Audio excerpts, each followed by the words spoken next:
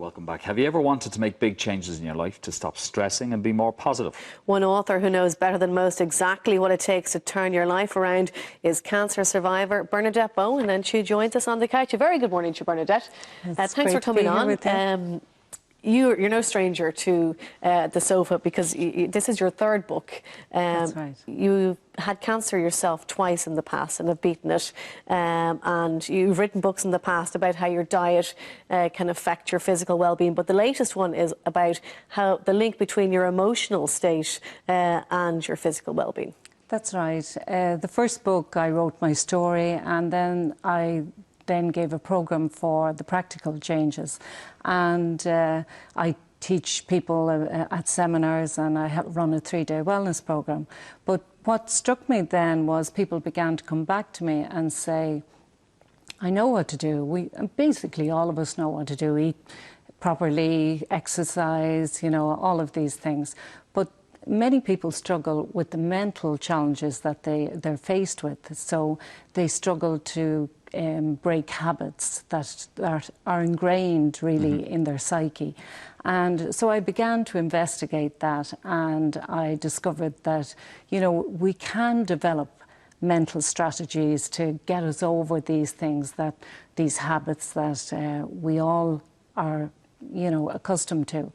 So I began to investigate it, and I discovered that there was a whole world of things out there that people don't know anything about.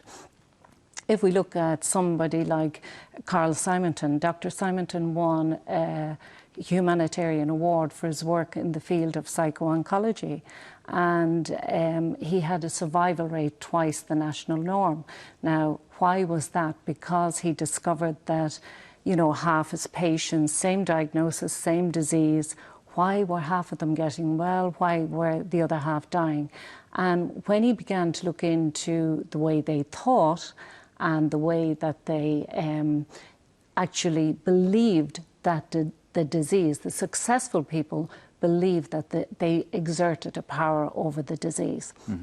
So our thoughts, the heart and soul of our well-being is our thoughts. So that's what we try and do, is to develop these things, and that's what I've tried to do in this book, was develop strategies that people can use, very simple things that they can put into their lives and develop a survivor's mindset. Okay, but the thing is, we are, especially the Irish, we are programmed to be negative. So you're nearly reprogramming people to try and get them to think in a positive fashion on a more regular basis. Well, you know, Martin, they call it now cognitive restructuring. It's a very fancy name for it, but to be honest, you know, it's just a case of getting your head around doing it and making a commitment. If you look at people that go to Alcoholics Anonymous, they make a pledge and they make a commitment to their health. And once you make the commitment, suddenly then all the other little things that fall away, like the things that we love to eat or something, if you're educated and you have the knowledge, you have to build that knowledge though. Knowledge, I always say to people now, the essential ingredient for health is knowledge. So it is. It's education. Because if you build their knowledge, you build self-empowerment. And they no longer are drawn back into the old habits that really they want to give up. Well, when you battled cancer the second time, did you use the, you know, positive thoughts, you know, and your mental outlook? Did you think that helped you get better? I was very driven. I think commitment, I think focus are the main things, and determination. You have to have determination to succeed. And I actually based it in 3 different aspects in the book. The enthusiastic people, and they are very task-focused people. They get on with it, they just do it. Bring it on, tell me what to do, and they do it. And then you have the dabblers. A lot of people fall into that bracket, so they do, I'm afraid. They dabble, they do a little bit, but the old habits remain in place. And then, of course, we have the sceptical people that just couldn't go there no matter what if it was to save their life. So, you know, in this case, it is. In some cases. In many cases, yes, it is to save their life. And I see it all the time in teaching that that's exactly what happens. But if we look at, like, they use these strategies with NASA astronauts, with Olympic athletes, Super Bowl champions, they use these things over and over again to create that mindset that they can succeed and they're going to win or But Bernadette, why do we have to have a health crisis? Or why do we have to go to a GP and discover that we've done damage to ourselves in some way to make this change? Well, I think, again, as you say, maybe it's just human nature. We're all prone to waiting for the wake-up call before we actually do it. We think life's too short and, you know, I'll do it when I have to. So I'm afraid it's just human nature to do that. But as I say, we can make these successful changes and implement these How things. can you do it? Let's say someone out there this morning watching has just got a diagnosis.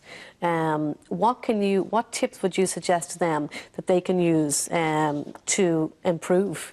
Well, give themselves a better chance at fighting whatever they have. You're going to hear a lot of people say to them, think positive. If you've just been diagnosed with cancer, you're not going to think positive every day of the week, so you're not. You're going to have your bad moments, and that's okay. Don't beat yourself up over it. Just start to educate yourself in these things. There's things like visualization.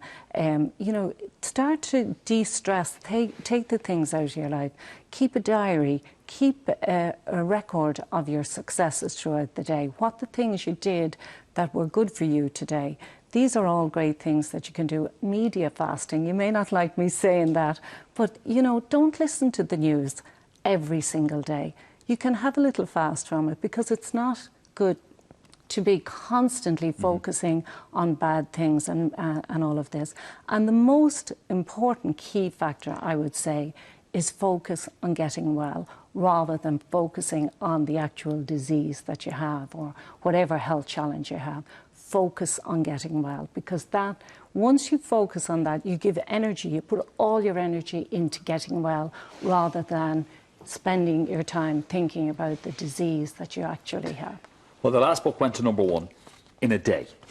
We're expecting that the survivor's mindset will head in a similar direction. And Bernadette Bone, we're delighted you came in to talk to us on the morning show. And thank you very much for My pleasure. My pleasure.